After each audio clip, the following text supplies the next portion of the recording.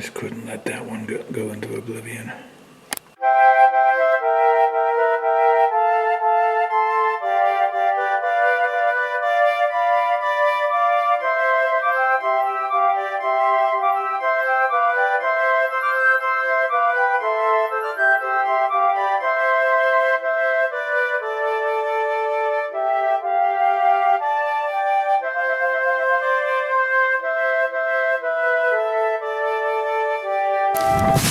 Okay, the scale of this thing is unbelievable.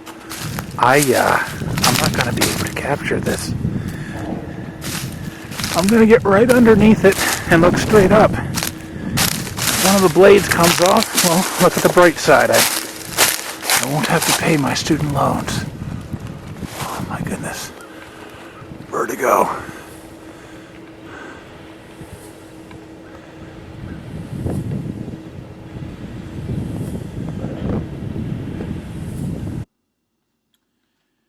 Okay, on March 22nd, a Tuesday, of course it was Tuesday, that's $5 movie night, arguably the inevitable happened. Herr Cougar wouldn't start. I ran into a hefty dose of Minnesota Nice. There was a group of guys who were very patient with the jumpers and refused to take any money. But no go.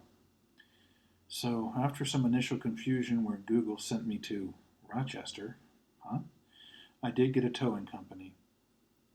Now, although I tend to be, well, sort of pathologically peripatetic, I tell people that, it's been 10 time zones in pursuit of my degree, but it's really only 9, London to Fairbanks.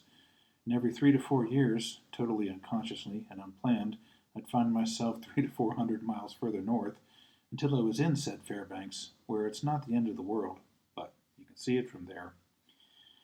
I really admire a man, and in this case a family, that stays put. On the ride back, I learned that this was the 37th of their fleet of vehicles, the second oldest still in service, from starting their business in 1957. Can you imagine?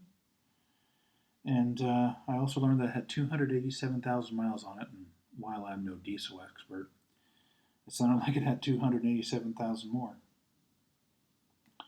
So, at this point, my entire world changed. I was 47 miles from my apartment. It was rain turning to snow, and I was cold. And suddenly, I was in a warm truck heading steadily southward. So I left the guy a good tip. And my good fortune didn't end there. Jason came over and agreed to work on Herr Cougar. Now, as a scientist, I'm trained to, check one thing at a time and then see if it works, and check another thing at a time, always one at a time, to see if you've gotten success or failure or, well, whatever. But apparently as a mechanic, if you do things that way, you'll be at it till the cows come home. So he was cleaning connections, battery terminals, the main ground, wrapping on the starter, wrapping on the starter relay, and I had all these doomsday scenarios running into my head, like, how about those really nice guys with the jumper cables? What if they hooked them up backwards? And anyway, I thought it was going to be tremendously involved and possibly prohibitive. The second time in a year, I was pretty all but convinced that Herr Cougar was down for the count. It turned over. And after a few true tries, it started. So Jason and I went to the local China buffet, my treat, to celebrate. I was back on the road.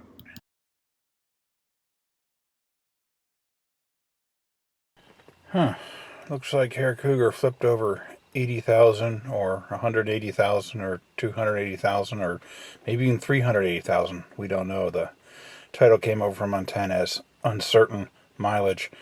And it was on April Fool's Day on Friday, and I missed it because it was at night, and Herr Cougar doesn't have any dash lights, and unless it's really cold and you're going up or down a hill, I can't remember, and you hit a bump, and then they come on for a while. Never known such a finicky car.